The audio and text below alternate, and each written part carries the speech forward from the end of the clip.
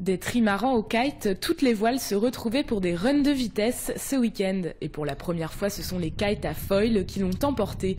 On a eu du vent aujourd'hui, on a bien navigué. Je crois qu'on a les meilleurs temps là avec les foils. Du coup, c'est génial, quoi. Il y avait un run de vitesse de 3000 nautiques sur lequel se confrontaient les multi 50, les 70 pieds, les modes 70 et les classes 40. Et donc les windsurf et les kitesurf à foil. Et apparemment, les kitesurf à foil, on était bien devant, donc c'est plutôt positif. C'est la simplicité qui bat la complexité.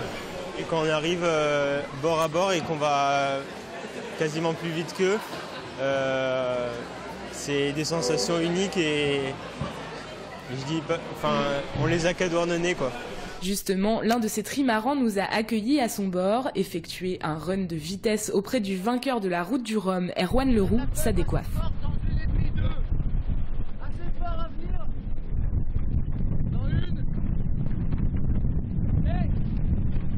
La vitesse, ça attire tout le monde, même ceux qui sont simplement sur une petite planche de 2 mètres sont attirés par la vitesse.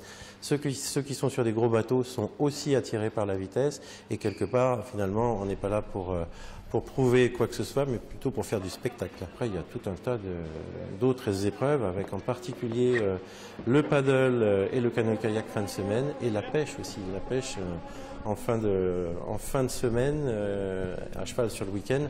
Donc on a une épreuve de pêche. Voilà, c'est un concours de pêche qui a été créé l'année dernière, et devant son succès, on est bien obligé de le reconduire parce que c'est une vraie demande, quoi, voilà. Et ça diversifie complètement le Grand Prix Guyana. La culture du nautisme arrive par ce genre de concept. Parmi les bateaux les plus attendus, les Dragons ou encore les Diam 24 qui concourront à la fin de la semaine.